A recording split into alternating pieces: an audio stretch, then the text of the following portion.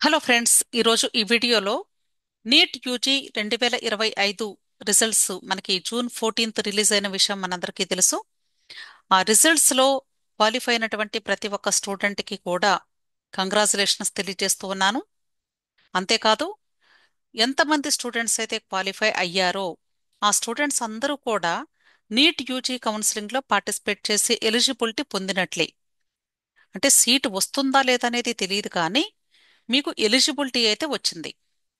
కాబట్టి qualified students అసలు మీరు క్వాలిఫై అయ్యారా లేదా ఎలా చెక్ చేసుకోవాలి, అసలు ఈ సంవత్సరం మనకి క్వాలిఫైయింగ్ కట్ ఆఫ్ ఎంత ఇచ్చారు, అంతేకాదు ఇప్పుడు మీకు వచ్చినటువంటి NEET score, all India rank, పర్సంటేలు, ఈ డేటాని బేస్ చేసుకొని మీకు ఎంబీబీఎస్లో సీటు వచ్చే అవకాశాలు ఎంతవరకు ఉండొచ్చు, దీనికి సంబంధించి ఈరోజు మీకు కంప్లీట్ ఇన్ఫర్మేషన్ తెలియజేయాలి అనుకుంటున్నాను.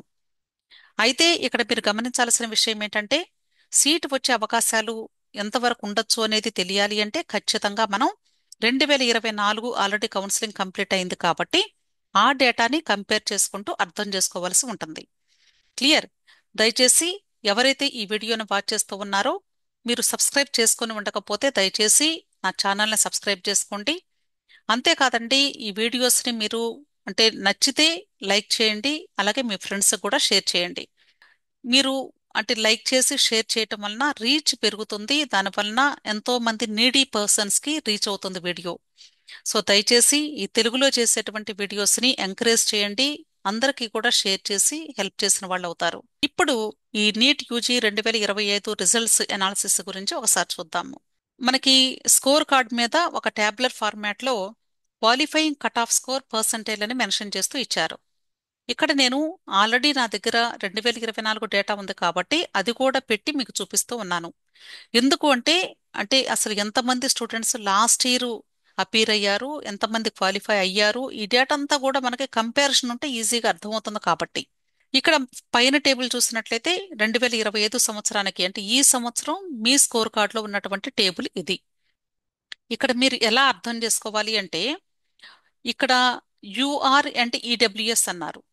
అంటే అన్రిజర్వ్డ్ అంటే జనరల్ కేటగిరీ స్టూడెంట్స్, అలాగే ఈడబ్ల్యూఎస్ కేటగిరీ స్టూడెంట్స్ కి పర్సంటైల్ 50th పర్సంటైల్ ఉండాలి. అంటే ఈ సంవత్సరం టాపర్ కి వచ్చినటువంటి స్కోర్ ఎంత అంటే 686. అలాగే లీస్ట్ స్కోరర్ ఎవరు అంటే 144 మార్క్స్ వచ్చినటువంటి స్టూడెంట్.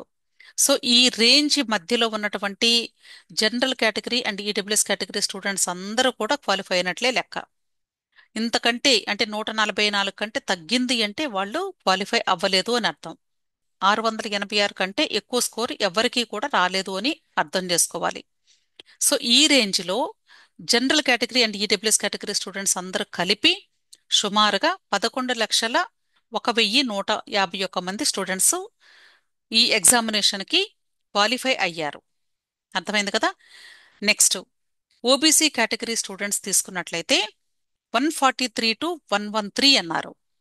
అంటే అర్థం ఏంటంటే, ఇక్కడ ఓబీసీ కేటగిరీలో మనకి అసలు మినిమం క్వాలిఫైయింగ్ కట్ ఆఫ్ ఎంత అంటే 113 మాత్రమే చూడాలి. మరి ఈ 143 ఏంటి మేడం అని మీకు డౌట్ రావచ్చు. అంటే ఓబీసీకి ఒకవేళ గాని తర్వాత అయినా ఏదైనా చేంజెస్ చేసి కట్ ఆఫ్ని మోడిఫై చేయాలి అనుకున్నట్లయితే అప్పుడు మ్యాక్సిమం 143 వరకు మాత్రమే వీళ్ళు పెంచడానికి అవకాశం ఉంది అని అర్థం.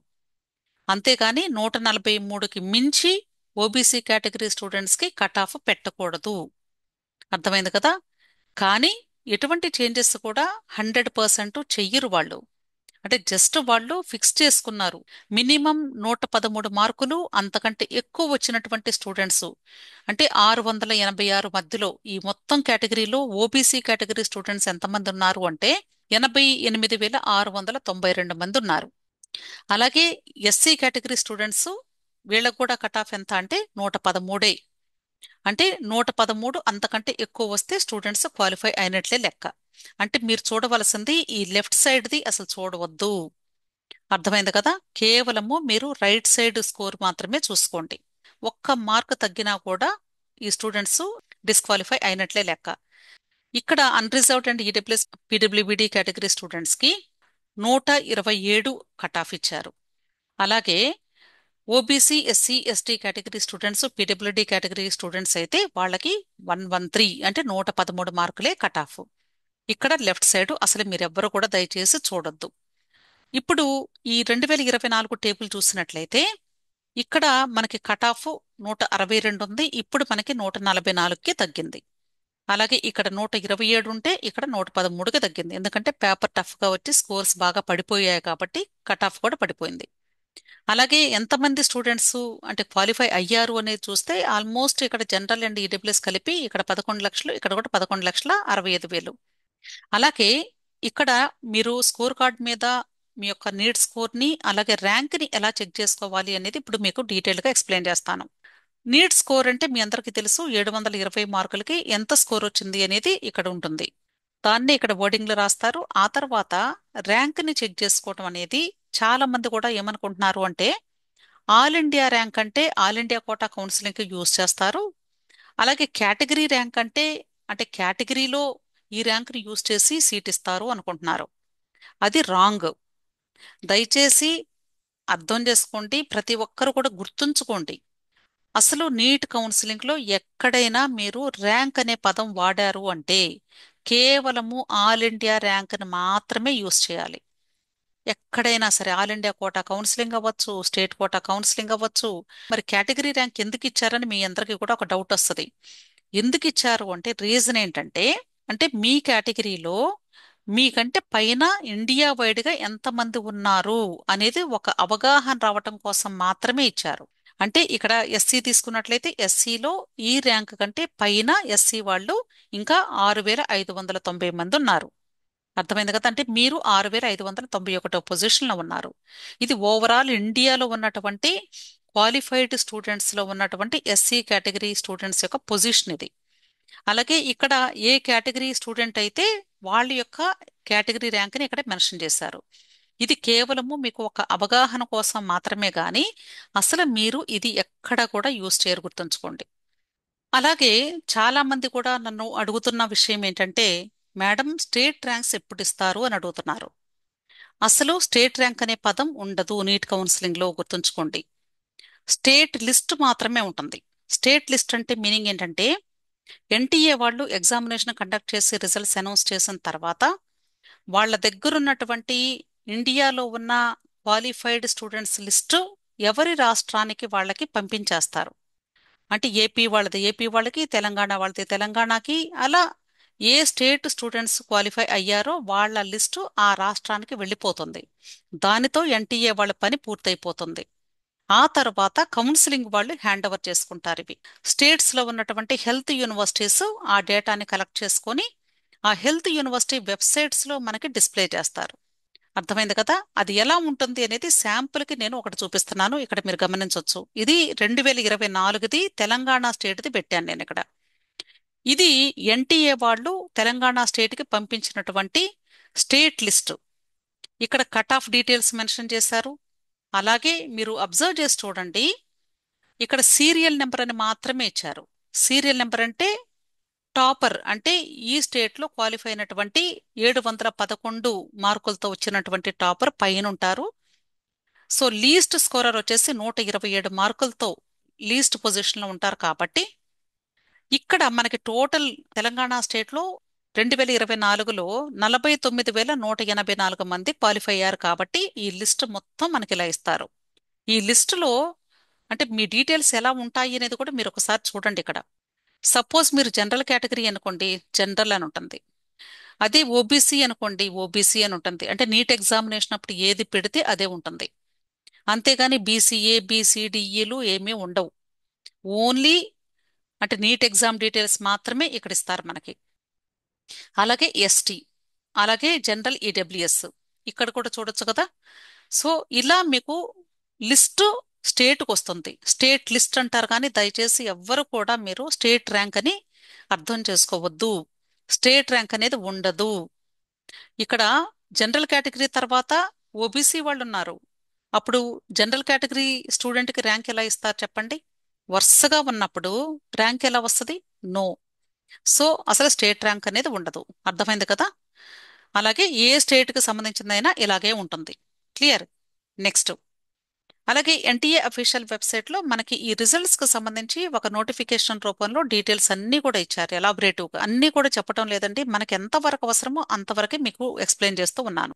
మీకు ఇంకా ఇంట్రెస్ట్ ఉంటే ఒకసారి ఎన్టీఏ అఫీషియల్ వెబ్సైట్ లో మీరు నీట్ రిజల్ట్స్ చూసుకున్న పేజ్ లోనే ఉంటుంది, డౌన్లోడ్ చేసుకుని చూసుకోండి. ఇక్కడ వాళ్ళు ఇచ్చినటువంటి ఆ డేటాలో ఒక టేబుల్ ని తీసుకున్నాను.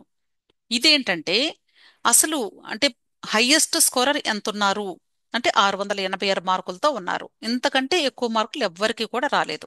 అయితే ఈ 686 నుండి అంటే general category least cut off వచ్చేసి 144 ఇచ్చారు కదా. సో ఈ రేంజ్ వరకు మాత్రమే వీళ్ళు లిస్ట్ ఇచ్చారు ఇక్కడ. అయితే ఈ 651 నుండి 686 మధ్యలో ఉన్నటువంటి స్టూడెంట్స్ ఎవరు అంటే ఇండియా మొత్తంలో 73 మంది మాత్రమే ఉన్నారు. చూడండి ఎంత తక్కువ ఉన్నారో.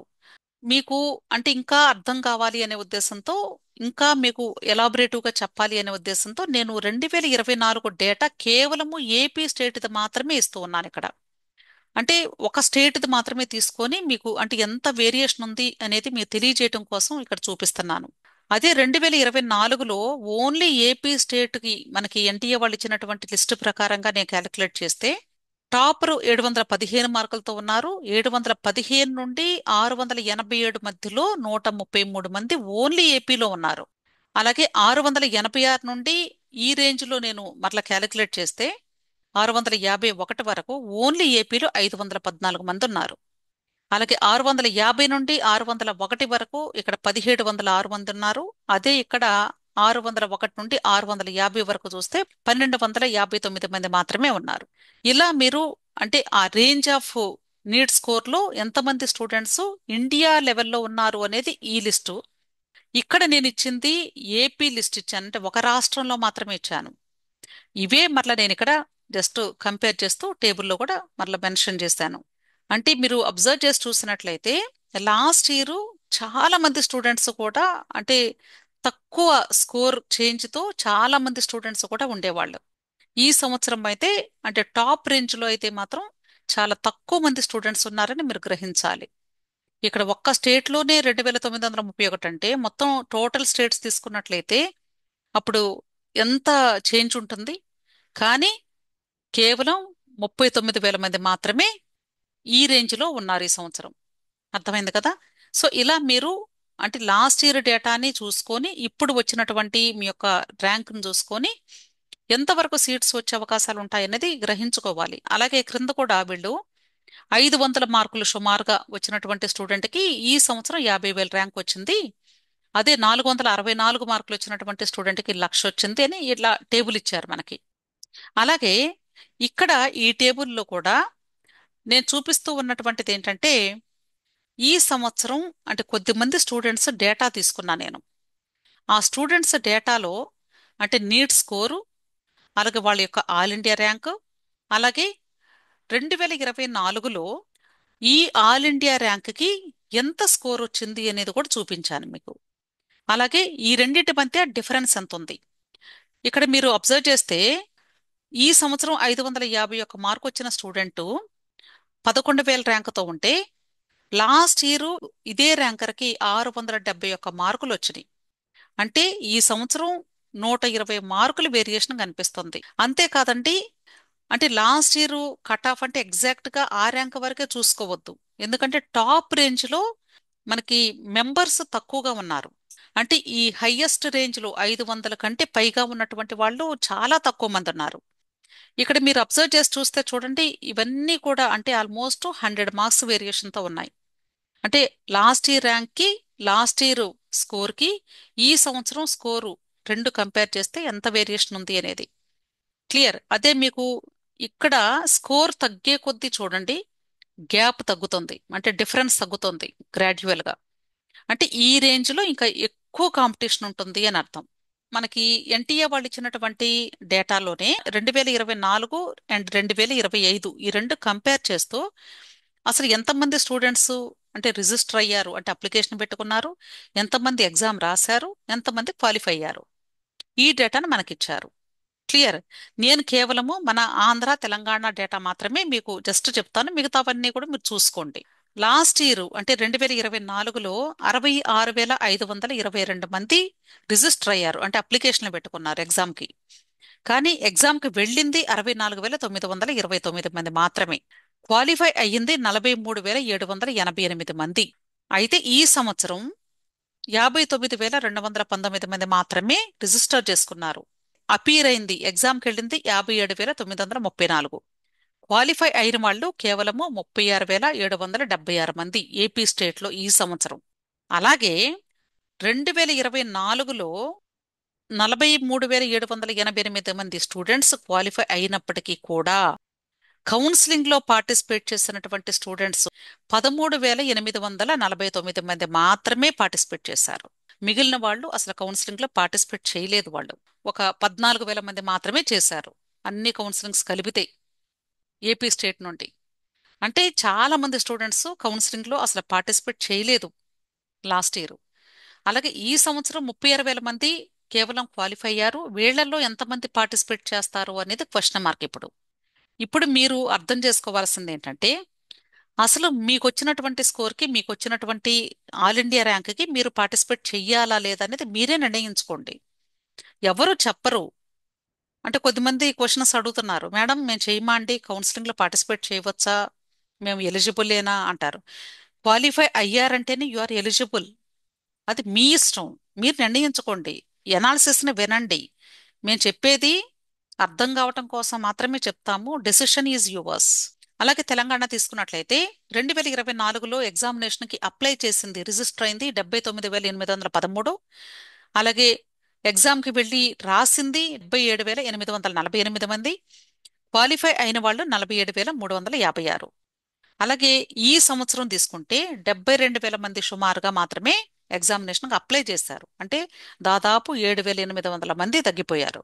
అలాగే ఎగ్జామినేషన్కి వెళ్ళిన వాళ్ళు అంటే రాసిన వాళ్ళు 70,259 మంది. క్వాలిఫై అయినటువంటి స్టూడెంట్స్ 41,584 మంది.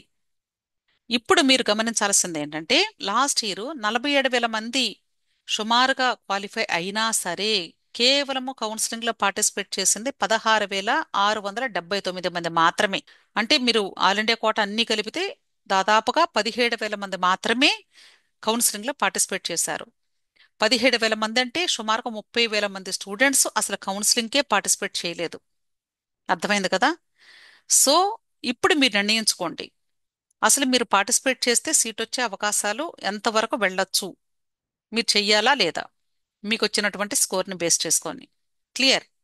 సో ఈ విషయాలన్నీ కూడా ప్రతి ఒక్కరు కూడా మీకు మీరు ఎనలైజ్ చేసుకోండి, ఆ తర్వాత డెసిషన్స్ తీసుకోండి. క్లియర్? అలాగే అంటే నేను ఇందాక ఇచ్చినటువంటి టేబుల్ని మరలా ఇక్కడ డిస్ప్లే చేస్తూ ఉన్నాను, ఎందుకంటే మీకు స్కోరు కంపారిజన్ తెలుస్తుంది అనే ఉద్దేశంతో. అలాగే ఇక్కడ నేను 2024 ఆల్ ఇండియా కోటా కట్ ఆఫ్ని ఇచ్చాను. 2024 అంటే రౌండ్ 3 వరకు మాత్రమే తీసుకున్నానండి, లాస్ట్ రౌండ్ పెద్దగా పట్టించుకోకూడదు. ఓసీ కేటగిరీలో 652 కట్ ఆఫ్ వచ్చింది. ఆల్ ఇండియా కోటా కేటగిరీలో 2024లో 652 కట్ ఆఫ్ అంటే అప్పుడు ర్యాంక్ వచ్చేసి 24,842 వచ్చింది. ఇప్పుడు మీరు ఈ రెండు టేబుల్స్ కంపేర్ చేయండి. 24,000 అంటే ఇన్ బిట్వీన్ ఇక్కడ ఉంది. లాస్ట్ ఇయర్ 652 మార్క్స్ వచ్చినాయి. ఇప్పుడు ఈ సంవత్సరం ఎంత స్కోర్ వచ్చే అవకాశం ఉండొచ్చు అంటే 512 నుండి 537 మధ్యలో స్టూడెంట్ ఉంటారు. సుమారుగా 525 మార్కులు అలా వస్తే ఆల్ ఇండియా కోటాలో ఓసీ కేటగిరీ స్టూడెంట్కి సీటు వచ్చే అవకాశాలు ఉంటాయి అని అర్థం. అలాగే ఈడబ్ల్యూఎస్ కేటగిరీ తీసుకుంటే 647 కట్ ఆఫ్, ఇక్కడ కూడా 28,702. ఇది కూడా ఆల్మోస్ట్ ఇదే రేంజ్లో ఉంది కాబట్టి అంటే పెద్దగా వేరియేషన్ లేదు. అలాగే ఓబీసీ కేటగిరీ కూడా మీరు అబ్జర్వ్ చేసి చూస్తే ఓసీకి ఓబీసీకి, ఓసీ అంటే జనరల్ అండి, నేను జస్ట్ అర్థమవుతుందని ఓసీ అని పెట్టాను, సేమ్ కట్ ఆఫ్ ఉంది. అర్థమైంది కదా? సో ఆల్మోస్ట్ సేమ్ మార్క్స్ రావాలి. అలాగే ఎస్సీ కేటగిరీ తీసుకుంటే 553 లాస్ట్ ఇయర్ మార్క్స్ ఇవి. ర్యాంక్ ఎంత? 1,33,000. 1,33,000 ఎక్కడుంది అంటే సుమారుగా ఇక్కడుంది, ఈ ప్లేస్లో ఉంది. అంటే ఈ సంవత్సరం ఆల్ ఇండియా కోటాలో 442 వరకు కూడా సీట్ వచ్చే అవకాశం ఉంది అని అర్థం. కాకపోతే అంటే ఈ స్కోరర్కి ఇక లీస్ట్ ప్రయారిటైజ్డ్ కాలేజెస్లో వస్తాయి, ఆ విషయం గమనించండి. ఈ స్కోర్ దగ్గర వచ్చేటువంటి కాలేజెస్ అంత మంచి కాలేజెస్ అయితే కాదు.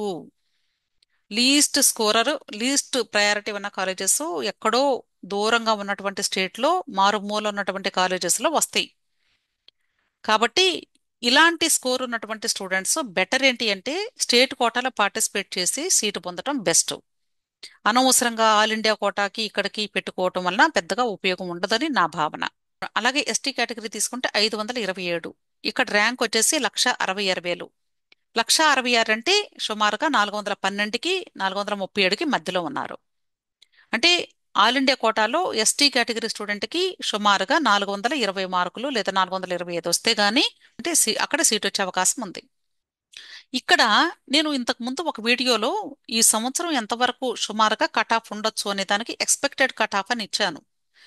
అదే టేబుల్ నేను ఇక్కడ మరలా ప్లేస్ చేశాను.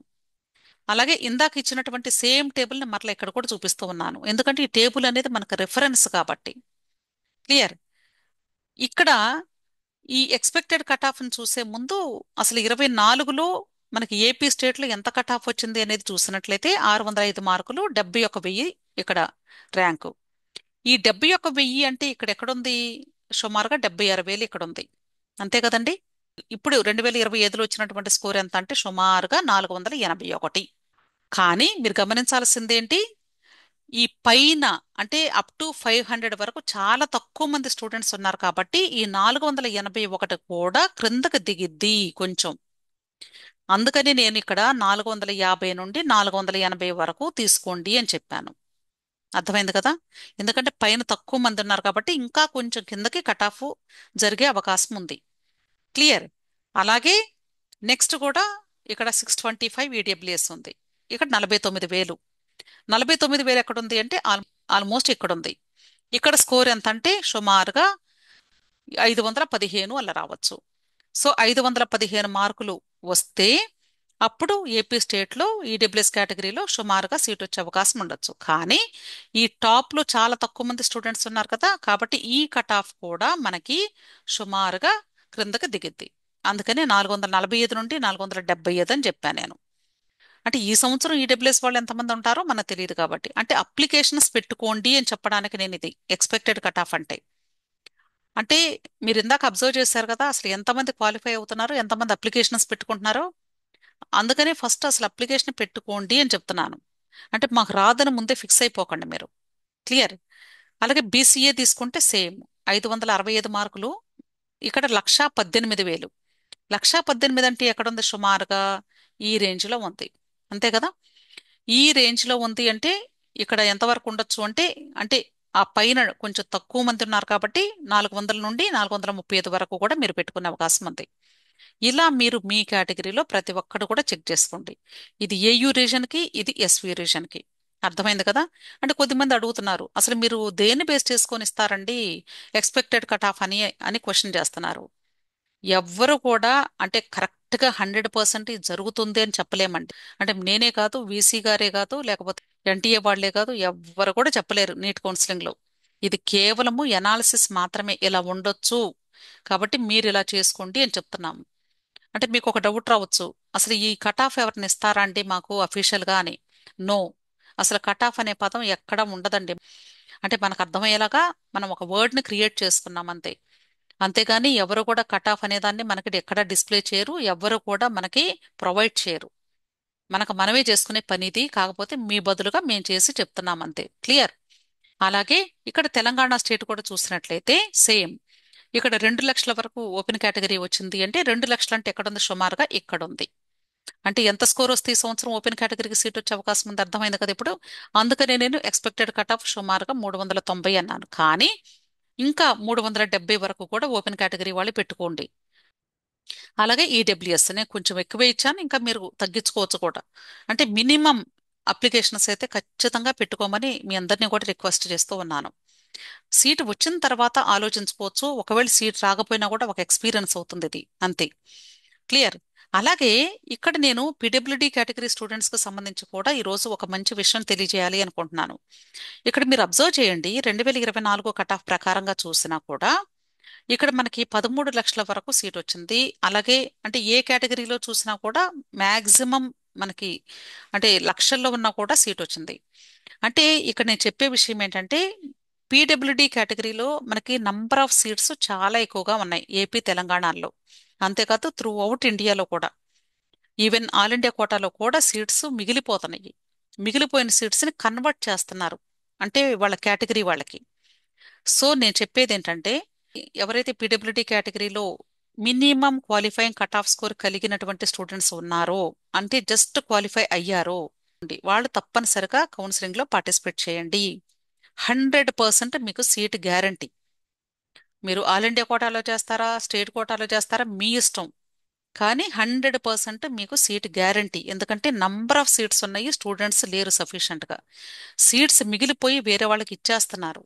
సో దయచేసి పీడబ్ల్యూడి కేటగిరీ స్టూడెంట్స్ మాత్రం డోంట్ మిస్ ద ఛాన్స్. మీకు ఎలాంటి పరిస్థితుల్లోనైనా సరే జస్ట్ 113 మార్కులు వచ్చింది అంటే, అంటే ఓబీసీ, ఎస్సీ, ఎస్టీ, పీడబ్ల్యూడి స్టూడెంట్స్కి, అలాగే unreserved and EWS category students అయితే 127 మార్క్స్ కానీ వస్తే మీకు 100% కూడా సీటు వచ్చే అవకాశం ఉంది. అర్థమైంది కదా? సో ఈ విషయాన్ని గమనించండి. తప్పకుండా మీరు అందరూ కూడా కౌన్సిలింగ్లో పార్టిసిపేట్ చేయండి. కౌన్సిలింగ్ అంటే అనవసరంగా డబ్బులు వేస్ట్ అలా భావించొద్దండి దయచేసి ఎవరు కూడా. మీకు సీటు వచ్చే అవకాశాలు కోల్పోయే అంటే ప్రమాదం ఉంటుంది. కాబట్టి దయచేసి ప్రతి ఒక్కరు కూడా కన్వీనర్ కోటాకి అప్లికేషన్స్ పెట్టుకోండి. ఒకవేళ మీకు అంటే బి కేటగిరీ కట్టే స్తోమత ఉంటే మాత్రం ఖచ్చితంగా మీరు అంటే జస్ట్ బోర్డర్లో ఉన్నాము ఇక్కడ ఇచ్చినటువంటి ఈ టేబుల్ ప్రకారంగా, అలాగే ఇక్కడ మీకు కనిపించేటువంటి లాస్ట్ ఇయర్ డేటాని బేస్ చేసుకొని మీరు ఆలోచించుకొని, ఒకవేళ ఈ సంవత్సరం సీట్ రాకపోతే మిస్ అయితే మేము బీ క్యాట్ అయినా కడతాము అనుకునేటువంటి వాళ్ళు మాత్రం తప్పకుండా ఒక 5,000 ర్యాంక్ని మీరు మార్జిన్లో పెట్టుకొని ప్లస్ ఆర్ మైనస్ మీరు బి కేటగిరీ కూడా అప్లికేషన్స్ స్టార్టింగ్లోనే పెట్టేసుకోండి. అర్థమైంది కదా? సో మీ అందరికీ కూడా ఈ డేటా తప్పకుండా హెల్ప్ అవుతుంది అనుకుంటున్నాను. అంటే ఒకటికి 2 సార్లు వినండి, వీడియో మీకు అర్థమవుతుంది. నేను అంటే ఈ డేటా అంతా కూడా లాస్ట్ ఇయర్ డేటాని ఈ సంవత్సరం డేటాని కంపేర్ చేస్తూ టాబ్లెట్ ఫార్మాట్స్ తయారు చేసి ఇచ్చాను. ప్రతి ఒక్కరు కూడా అర్థం చేసుకొని కౌన్సిలింగ్స్లో పార్టిసిపేట్ చేయమని మీ అందరినీ కూడా రిక్వెస్ట్ చేస్తూ ఉన్నాను. మీకు ఏదైనా డౌట్స్ ఉంటే టెలిగ్రామ్ గ్రూప్లో జాయిన్ అవ్వండి. అంటే చాలా మంది కూడా టెలిగ్రామ్ గ్రూప్లో జాయిన్ అవ్వమంటే స్కోర్ వచ్చిన తర్వాత జాయిన్ అవుతాము అన్నారు. ఇప్పుడు కౌన్సిలింగ్ డేట్ వచ్చిన తర్వాత జాయిన్ అవుతాము అంటున్నారు. ఇక్కడ మీరు జాయిన్ అవ్వాల్సింది కౌన్సిలింగ్ స్టార్ట్ అయిన తర్వాత కొత్తగా నేర్చుకోవటానికి లేదా తెలియని విషయాలు తెలుసుకోవటానికి టైం సరిపోదు. మీరు కౌన్సిలింగ్ గురించి అవేర్నెస్ కంప్లీట్గా కలిగి ఉంటే కౌన్సిలింగ్ స్టార్ట్ అయిన తర్వాత జాగ్రత్తగా చేసుకుంటారు.